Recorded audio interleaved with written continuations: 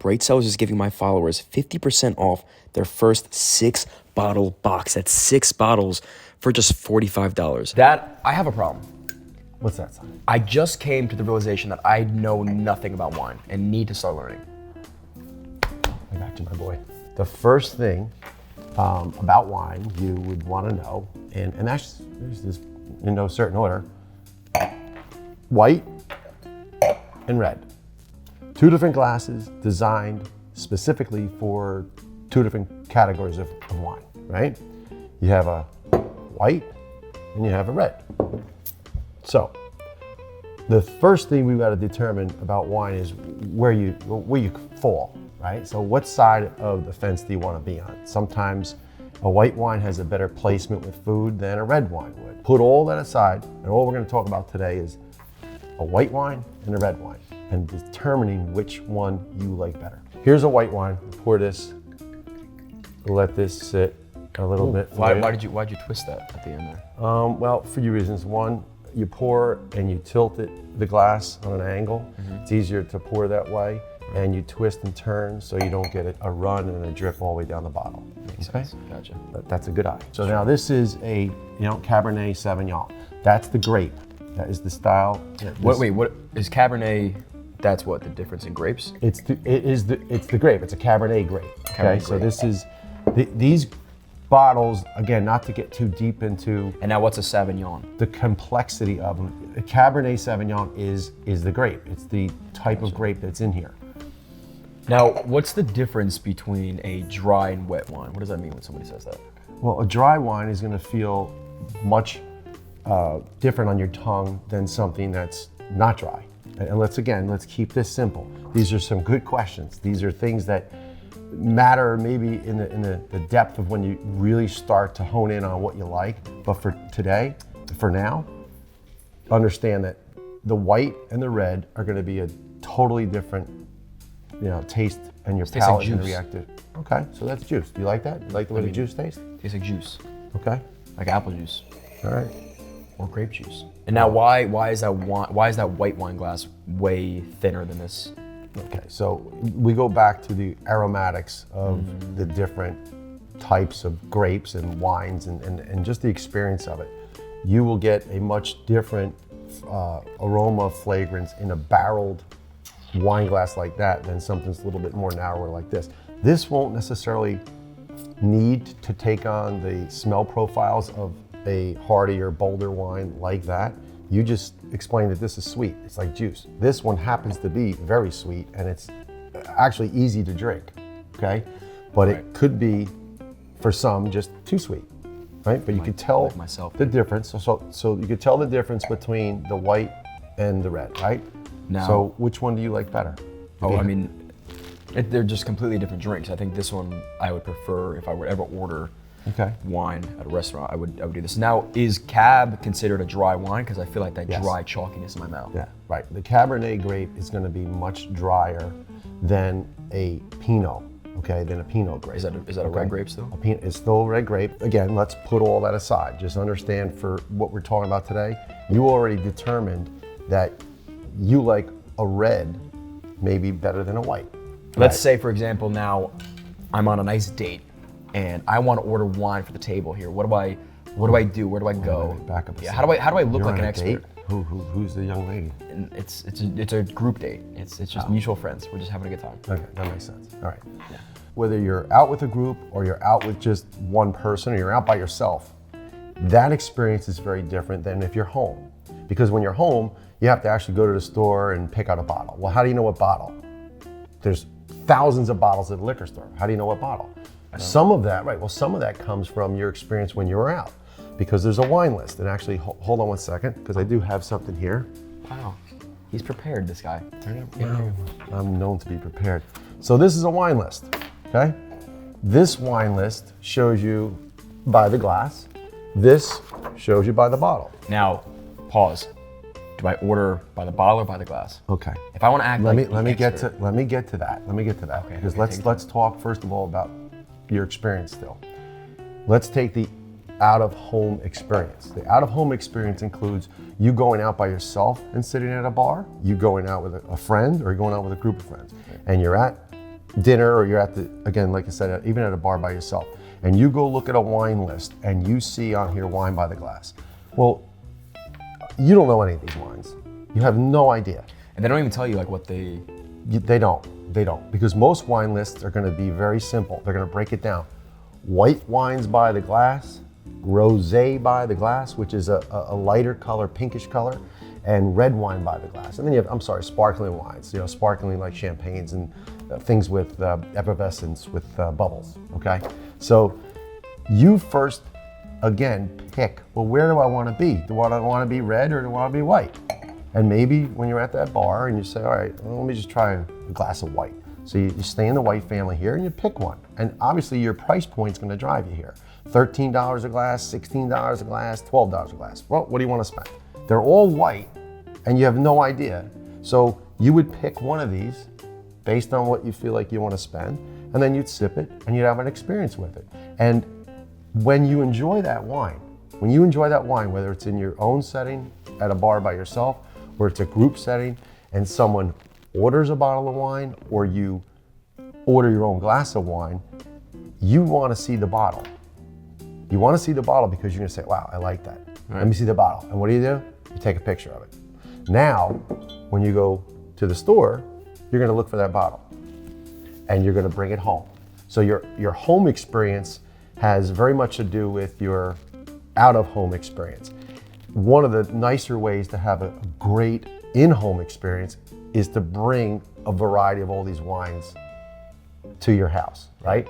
And we know there's some great clubs that'll send you bottles. You'll participate in the club. They'll send the bottles to you. They'll give you red, white, blend, sparkling, whatever you ultimately want.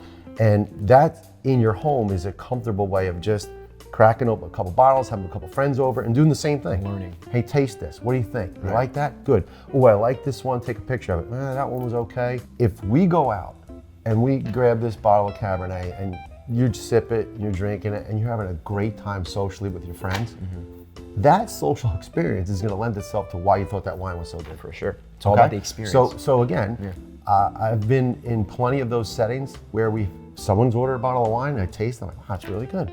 And then we have such a great night. We're like, let me see that bottle. We take a picture and you bring it home. And next thing I know, I'm getting that bottle because yet again, I know it was good, enjoyed it, but it is a reminder of the evening that I had, right? Which is also part of what your drinking experience should be. It's social and it should be memorable and you can have a lot of fun within reason here and responsibility to your drinking and how you approach it. What are the questions you ask to the waiter or waitress when they come and ask if you want to drink? Okay. Someone's going to take charge of the table. There's always one person leaders at the table that's either has a good eye for it or is experienced or is just comfortable with ordering.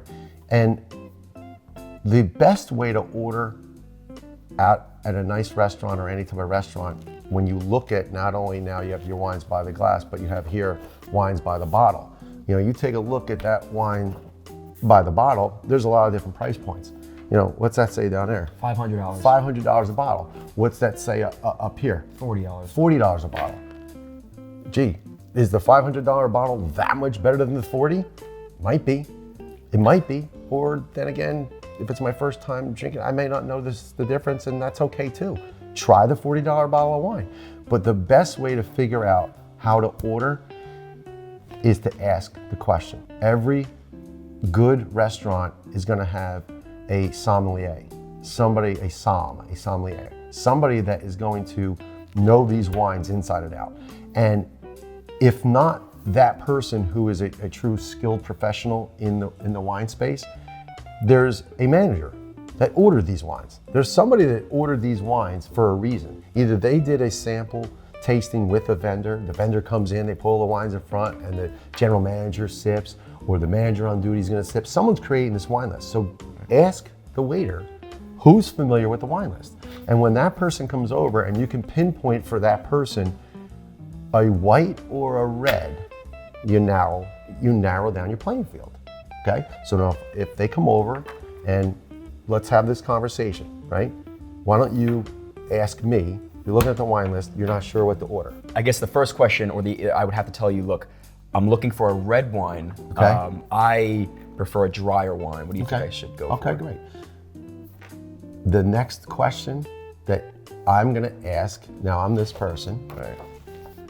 either I'm gonna ask it or you're gonna ask it, and there's no shame in asking it. Right. What's your price point? Right. I'm looking Right? for How much money? Very important. What do you want to spend? Because there's a $500 bottle of wine on here, and truth is, if money's no object, You're telling me. that $500 bottle of wine Right. is going to be very different than the $40 bottle. Sure. You may or may not know that, but there's an accountability here. There's a responsibility that we have to one another. I don't want to tell you what I think is a great bottle of wine and not have any respect for your wallet. Sure. You might enjoy it, and then the bill's gonna come, and you're gonna be like, I am never going back there again. That guy hit me with a $200 bottle of wine. Okay, so very important. Don't be embarrassed. Ask the question. So, what's your price point? Tell me what your price point is. $60. Okay, $60. Great. Now, we just took this entire wine list and we broke it down. We're getting rid of that, and we're getting rid of these. And now we're playing in this space here. Okay? So, right here, $60 bottle of wine. I know that I'm not going to let the price drive it. You just also pointed out to me, you said something dry. So a Cabernet is dry. So here, look at this. If you look on this wine list, and you guys can't see all this, it starts with Pinot Noirs, right? Chiantis, Petit Syrahs, Amarones, a blend, Bordeaux's, Grenache, Malbecs, Cabernet, Cabernet, Cabernet. I'm certain that that Cabernet will give him what he's maybe looking for, and that's something a little drier, something a little bolder. And we have here several choices. Look at this, $55, $45, $65. I mean, there's, from now my experience, I can say to you, well, this one is a very good bottle of wine. I think you'll enjoy that. And it's $55. You're gonna say, great, thank you. And you bring the bottle out, here's the bottle. Okay, done. One other thing that is to be mindful of, there could be a sleeper wine that they just got in that's not on here. Okay, a sleeper wine. And you can say to them, I've got $55, but I'm okay if it's $75, but it's gotta be really something special. Do you have something like that? And they might say, you know what? We just got these wines in, they're not here. They're really normally 100. I'll give it to you for 75. Guys and girls and people listening, and you specifically, this is not, you're not negotiating, you're just asking again, in this case, the person who has the experience, Right. whose job it is to move inventory, move bottles. The bottles are no good if they're sitting in the back. If I know, as the person now that you're asking these questions to, that I just bought in 4 cases of this wine, and I know my profit margin is whatever it needs to be, and I want to introduce it to you, who comes here maybe frequently, and I give it to you for, you know, a little bit of a discount, fine. Now you enjoy it. Next time you come, it's going to be $100, but at least you're introduced to a wine. That pretty much is, again, a great introduction to the differences between a white and a red, and more importantly, or as importantly, how you get to that experience, whether it be out publicly, by yourself at the bar, sampling it by the glass, or in a group setting where you're at dinner and someone else is ordering it, or you're taking the advice of someone else who knows the wine list. And last, then taking the out-of-home experience, bringing it into your house by way of a wine club or some sort of other introduction. I know plenty of people that'll say, hey, come on over to my house, everyone bring a different bottle of wine, okay? Like a book club. But it's a wine club. A wine yeah. club. Yeah, a wine group.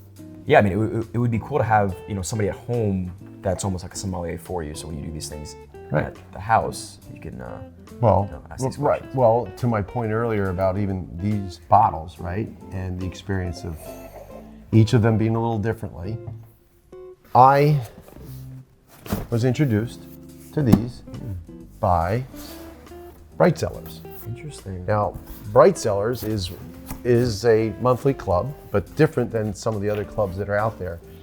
I went online and I introduced them to what I like, right? Some of the tasting notes that I'm comfortable with, like chocolate versus vanilla, right? Like some sort of cinnamon flavor versus an apple flavor, right? There's all sorts of questions, from what I personally like to my palate and my tasting to my price point, right? So this is just a great way to get introduced at home versus what I was saying to you earlier about when you go out to order and you try to find a good bottle on the menu from a sommelier or from someone who is familiar with that wine list. So they have a lot of good things in here information-wise about each bottle of wine. I love that. And then to the point of what is shared, so let's take a look at that. Why don't you read some of the highlights of that? Yeah, sure. Folk and Fable, Cabernet Sauvignon. This lush, juicy California Cabernet spends 3 months aging in bourbon barrels, giving it a warm, toasty finish with notes of vanilla, caramel, and baking spices. Full-bodied. So now I know if I enjoyed this, I like a full-bodied wine. I have no clue what full body means, but these are the keywords that I can use. What to pair it with, that's pretty cool. So if we're doing something at home, we can grab some smoky chipotle cheddar, some sausage and peppers, and then you can rate the wine, which is great. And you take notes, and now you know for next time what you That's like. probably one of the more profound things. So again, my point earlier, maybe taking a picture and remember it. Now, not only can you taste it, and whether you enjoy it or not, you can rank it up to 5 stars. So do I love that bottle? Great, give it 5 stars. Throw the bottle out, hang onto the card, and reorder from a place like this, or if you go to a local wine place and they have that bottle, then you can go buy that bottle again. So this is really cool. I like this. This is a game changer as far as I think wine clubs, because I'm not sure that many or any kind of go to this length. So I like this little feature about this. Right, good stuff. Cool. Well, thank you, Bright Cellars, the sponsors of this video. I'm gonna leave more information in the description, so do not worry if you have any questions. We will answer them. The key takeaways here for me to appear as an expert, if I'm on a date or a group and I'm taking charge here, we're ordering by the bottle, that's for sure, and we're asking questions to the people that know more than we do, right? Or we're very humble here. We're not gonna pretend like we know more than we don't. Understand what you're sort of looking for, the price range, and then don't be afraid to experience. Maybe you're getting more than 1 bottle of wine, maybe try a different wine the next time around. You know, so now you start to learn. It's like anything else, like with the cocktail space, you're not gonna start to learn what you like and what you don't like. So you can really start asking the questions that matter and staying away from the things that you don't enjoy. Right. One last point. Price matters because it matters to you as an individual. It matters because everyone has a different budget and a different way of, their hard-earned money spending it.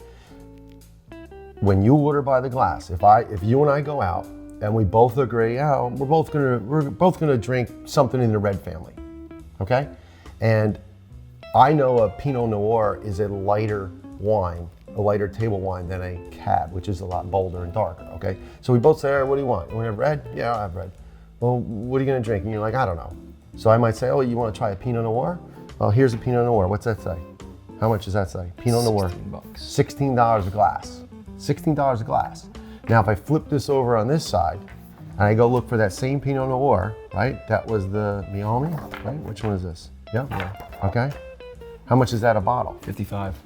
Let's do some quick math. What's 16 times 5? 80. It's 80. It's not 80. 80. It's not 80. Add it up. 6 times 5 is 30. 5 times 5, 10 times 5 is 50, 80. Okay. So what you did that happens math is, prior. There's no way you just did that right now. No, You had it. You had it lined lined up. How's Dad know? You're not even that good at math. I know. There's no way. Okay, yeah, I got it. Okay. Yeah. Back to my point. If I'm gonna have a glass and you're gonna have a glass, and we pay $16 a glass, okay, we're good. We left our expense there.